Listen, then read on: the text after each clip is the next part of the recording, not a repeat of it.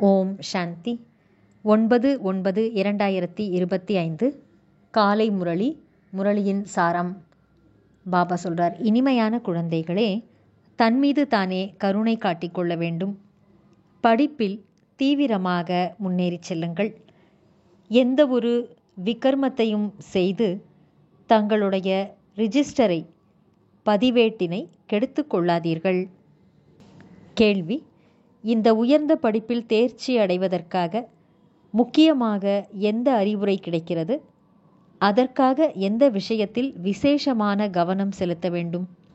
பதில்: இந்த படிப்பில் தேர்ச்சி பெற வேண்டும் என்றால் கண்கள் மிக மிக தூய்மையானதாக இருக்க வேண்டும்.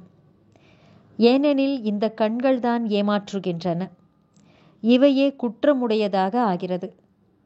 சரீரத்தை பார்ப்பதால் தான் கர்ம இந்திரியங்களில் சஞ்சலத்தன்மை வருகிறது. எனவே கண்கள் ஒருபோதும் கிரிமினலாக, அதாவது குற்றமான பார்வை பார்ப்பதாக இருக்கக்கூடாது. தூய்மையானவர்களாக ஆவதற்கு சகோதர சகோதரி என்ற உணர்வில் இருங்கள். நினைவு யாத்திரை மீது முழுமையான கவனம் செலுத்துங்கள். பாடல்: பொறுமையாய் இரு மனிதனே. ஓம் சாந்தி. யார் கூறினார்கள்? எல்லையில்லாத தந்தை எல்லையில்லாத குழந்தைகளுக்கு கூறினார். எப்படி ஒரு மனிதர் நோயுற்று இருக்கும்போது கொஞ்சம் பொறுமையாக இருங்கள், உங்களுடைய எல்லா துக்கங்களும் நீங்கி போய்விடும் என்று ஆறுதல் சொல்வது போல, அவரை குஷியில் கொண்டு வருவதற்காக ஆறுதல் அளிக்கப்படுகிறது. இப்போது அவையெல்லாம் எல்லைக்குட்பட்ட விஷயங்களாகும். இதுவோ எல்லையற்ற விஷயங்கள். இவருக்கு எவ்வளவு ஏராளமான குழந்தைகள் இருப்பார்கள். எல்லோரையும் துக்கத்திலிருந்து விடுவிக்க வேண்டும். இதுவும் குழந்தைகளாகிய நீங்கள்தான் அறிந்துள்ளீர்கள். நீங்கள் மறக்கக்கூடாது. அனைவருக்கும் சத்கதி அளிக்கும் வள்ளல் அவரே ஆவார். எனவே இதன் பொருள் அனைவரும் இப்போது துர்கதியில் இருக்கிறார்கள் என்பதாகும். முழு உலகத்தில் உள்ள மனிதர்களும், அதிலும் கூட குறிப்பாக பாரதம் பொதுவாக உலகம் என்று கூறப்படுகிறது. குறிப்பாக நீங்கள் சுகதாமம் செல்வீர்கள். மற்ற எல்லோரும் சாந்தி தாமம் சென்று விடுவார்கள். உண்மையில் நாம் சுகதாமத்தில் இருக்கும் பொழுது மற்ற தர்மத்தினர் சாந்தி தாமத்தில் இருந்தார்கள் என்பது புத்தியில் தெரிய வருகிறது. பாபா வந்திருந்தார், பாரதத்தை சுகதாமமாக ஆக்கியிருந்தார். எனவே விளம்பரம் கூட இது போல செய்ய வேண்டும்.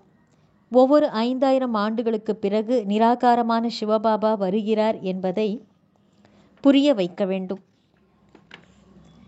அவர் அனைவருக்கும் தந்தையாவார். மற்ற எல்லோரும் சகோதரர்கள் ஆவார்கள். சகோதரர்கள்தான் தந்தையிடமிருந்து ஆஸ்தியை பெறுவதற்காக புருஷார்த்தம் செய்கிறார்கள். அப்படியின்றி தந்தைமார்கள் புருஷார்த்தம் செய்கிறார்கள் என்பதல்ல. எல்லோரும் தந்தைகள் ஆகிவிட்டார்கள் என்றால் பிறகு ஆஸ்தியை யாரிடமிருந்து பெறுவது? சகோதரர்களிடமிருந்தா? அப்படி ஆக முடியாது. இதுவோ மிகவும் சுலபமான விஷயம் என்று இப்போது நீங்கள் புரிந்திருக்கிறீர்கள். சத்யுகத்தில் ஒரே ஒரு தேவி தேவதா தர்மம் இருக்கும். மற்ற எல்லா ஆத்மாக்களும் முக்தி தாமத்துக்கு சென்று விடுவார்கள். உலகத்தின் சரித்திரம் பூகோளம் மீண்டும் நடைபெறுகிறது என்று கூறுகிறார்கள். எனவே அவசியம் ஒரே ஒரு சரித்திரம் பூகோளம்தான் இருக்கும். அதுதான் திரும்பவும் நடைபெறுகிறது. கலியுகத்திற்கு பிறகு சத்யுகம் வரும். இரண்டுக்கும் நடுவில் சங்கம யுகம் கூட அவசியம் இருக்கும். இதற்கு சுப்ரீம் புருஷோத்தம கல்யாணக்காரி யுகம் என்று கூறப்படுகிறது. இப்போது உங்களுடைய புத்தியின் பூட்டு திறந்துவிட்டது. எனவே இதுவோ மிகவும் சுலபமான விஷயம் என்று புரிந்துள்ளீர்கள். புது உலகம் மற்றும் பழைய உலகம். பழைய மரத்தில் அவசியம் நிறைய இலைகள் இருக்கும். புதிய செடியில் கொஞ்சம் இலைகள் இருக்கும். அது சத்தோ பிரதானமான உலகமாகும். இதை தமோ பிரதான உலகம் என்று கூறுவார்கள். உங்களுடையது கூட நம்பர் பிரகாரம் புருஷார்த்தப்படி புத்தியின் பூட்டு திறந்துள்ளது. ஏனெனில் எல்லோரும் சரியான முறையில் தந்தையை நினைவு செய்வதில்லை. எனவே தாரணையும் ஆவதில்லை. தந்தையோ முயற்சி செய்ய வைக்கின்றார், ஆனால் அதிர்ஷ்டத்தில் இல்லை. நாடகப்படி யார் நல்ல முறையில் படிப்பார்களோ, கற்பிப்பார்களோ, தந்தைக்கு உதவியாளர் ஆவார்களோ, ஒவ்வொரு நிலையிலும் அவர்கள்தான் உயர்ந்த பதவி அடைவார்கள். நல்லது. தாரணைக்கான முக்கியமான சாரம். 1. இப்பொழுது பரீட்சையின் நேரம் மிகவும் நெருக்கத்தில் வந்து விட்டதால் முயற்சி செய்து தனக்கும் அனைவருக்கும் நன்மை செய்து கொள்ள வேண்டும். படிக்க வேண்டும் மற்றும் கற்பிக்க வேண்டும். Charity begins at home. தானம் வீட்டிலிருந்து தான் தொடங்குகிறது. 2. ஆத்ம அபிமானி ஆகி அழியாத உண்மையான வருமானத்தை சேமிக்க வேண்டும்.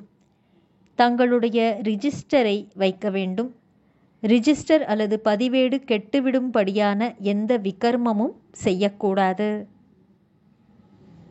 வரதானம்.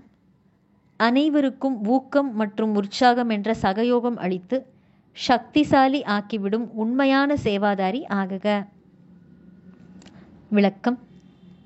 சேவாதாரி என்றால் அனைவருக்கும் ஊக்கம் மற்றும் உற்சாகம் என்ற சகயோகத்தை அளித்து சக்திசாலியாக ஆக்கக்கூடியவர்கள். இப்பொழுது நேரம் குறைவாக இருக்கிறது. மேலும் படைப்பு அதிகத்திலும் அதிகமாக வரப்போகிறார்கள். நிறைய பேர் வந்துவிட்டார்கள் என்ற அந்த எண்ணிக்கையில் மட்டும் மகிழ்ச்சிப்பட்டு விடாதீர்கள். இப்பொழுதோ எண்ணிக்கை அதிகரிக்கப் போகிறது. எனவே நீங்கள் எடுத்த பாலனைக்கு, நீங்கள் பெற்றுக்கொண்ட பாலனை அல்லது வளர்ப்புக்கு கைமாறு செய்யுங்கள். பின்னால் வரக்கூடிய பலவீனமான ஆத்மாக்களுக்கு சகயோகம் அளித்து அவர்களை சக்திசாலியாக, ஆடாத அசையாதவர்களாக ஆக்குங்கள். அப்பொழுதுதான் உண்மையான சேவாதாரி என்று கூறுவார்கள். ஸ்லோகன். ஆத்மாவை எப்பொழுது வேண்டுமோ, எங்கு வேண்டுமோ மற்றும் எப்படி வேண்டுமோ அப்படியே நிலைத்திருக்கச் செய்வதுதான் ஆன்மீக ட்ரில் ஆகும். நல்லது. இனிமையிலும் இனிமையான, வெகு காலம் கழித்து காணாமல் போய் மீண்டும் தேடி கண்டெடுக்கப்பட்டுள்ள செல்லமான குழந்தைகளுக்கு தாயும் தந்தையுமான பாப்தாதாவின் அன்பான நினைவுகள் மற்றும் காலை வணக்கம். ஆன்மீக குழந்தைகளுக்கு ஆன்மீக தந்தையின் நமஸ்காரம். ஆன்மீக தந்தைக்கு ஆன்மீக குழந்தைகளின் நமஸ்காரம். அவ்யக்த சமிக்கை. இப்போது ஈடுபாடு எனும் அக்னியை மூட்டி யோகத்தை ஜுவாலா ரூபம் ஆக்குங்கள். பவர்ஃபுல் மனதின் அடையாளம் என்னவென்றால், ஒரு நொடியில் எங்கு வேண்டுமானாலும் அங்கு போய் சேர்ந்து விடுவது. மனதிற்கு பறக்க தெரிந்து விட்டால், பழக்கம் ஏற்பட்டு விட்டதென்றால், ஒரு நொடியில் எங்கு வேண்டுமானாலும் அங்கு போய் சேர்ந்து விட முடியும். இப்பொழுதே சாகார வதனத்தில், இப்பொழுதே பரந்தாமத்தில், ஒரு நொடி பொழுதின் வேகம் மட்டும்தான்.